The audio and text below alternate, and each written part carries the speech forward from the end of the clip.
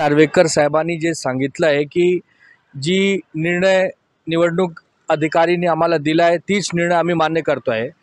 तर समजा एक 10 लोक मिळून हे बोलले की सूर्यदेवताचा उदय हे पश्चिम दिशेने झाला आहे, तर काय करायचं? अरे तुमच्या पण काही विवेक बुद्धी आहे की नाही? निवडणूक अधिकारी समजलं की एक वेळी चूक केली तर तुम्ही पण चूक करणार? अरे सुप्रीम कोर्टमध्ये जाऊन जर सगळं पुरावा देऊन आम्ही हे मान्य केला, हे सिद्ध करून दाखवला की हे पक्ष आमचा आहे, शिवसेना आमची आहे, उद्धव साहेबांची आहे, तर काय बोलायचं? तर हे सगळं एक सुप्रीम कोर्टाने एक क्लिअर आदेश दिला होता की 2 आणि 2 4 होतात हे आम्ही नाही सांगू शकत, हे विधानसभा अध्यक्षकडे अधिकार आहे, तुम्ही त्यांच्याकडे जा। आणि 2 आणि 2 5 तुम्ही सांगितलं आहे तर आम्ही परत सुप्रीम कोर्टकडे जाऊ आणि सुप्रीम कोर्टकडे जाऊन आपली बाजू मांडू की साहेब 2 आणि 2 हे 4च होतात, ते नाही म्हणत आहे, तुम्ही म्हणा।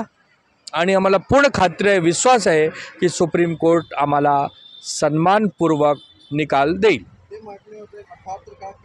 नाही आहे, व्हीप क्लिअर सुप्रीम कोर्टाने आदेश दिला होता की व्हीप हे उद्धव ठाकरे साहेबांचे जे पक्ष होते ते सुनील प्रभू होते, न की भरत गोगावले।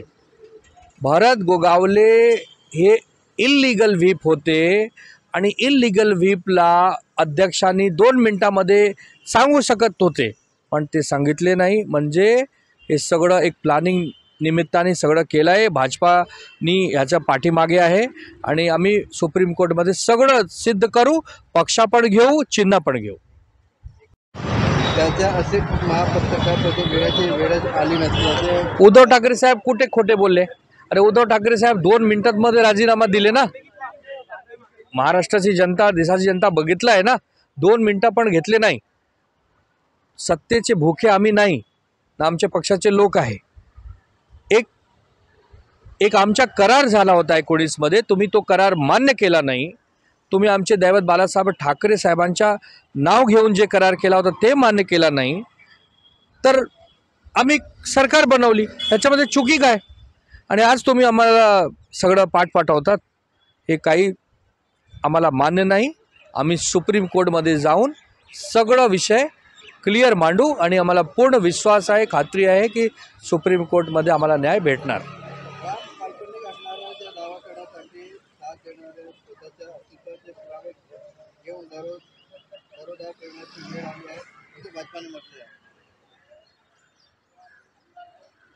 परत एक मिनिट, म्हणजे भाजपा का हे काय ठेका घेतला आहे का की राम भगवान आमचे आहेत, राम मंदिरच्या निर्माणामध्ये आमचे? अरे त्यावेळी कुठे होते जेव्हा बाबरी मस्जिद पाडले होते? कुठे होते ते भाजपाचे लोक?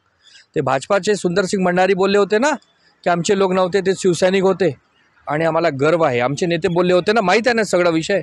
तर राम भगवान हे आमचे दैवत आहे, राम भगवान आमचे आदर्श आहे, हे कोणाला दुसरं आम्हाला सांगू नको। ठीक आहे, तुम्ही 22 जानेवारीला एक प्रायव्हेट लिमिटेड कंपनीचा इव्हेंट करत आहे, तो करून टाका। 22 जानेवारीच्या दिवशी आम्ही राम भगवानचं दर्शन आणि पूजन करतो आहे नाशिकमध्ये, माहिती आहे ना, कालाराम भगवान मंदिरमध्ये। तर तुम्ही किती मोठे रामभक्त, आम्ही किती मोठे रामभक्त, जनता ठरवेल ना, जनताला सगळं माहीत आहे।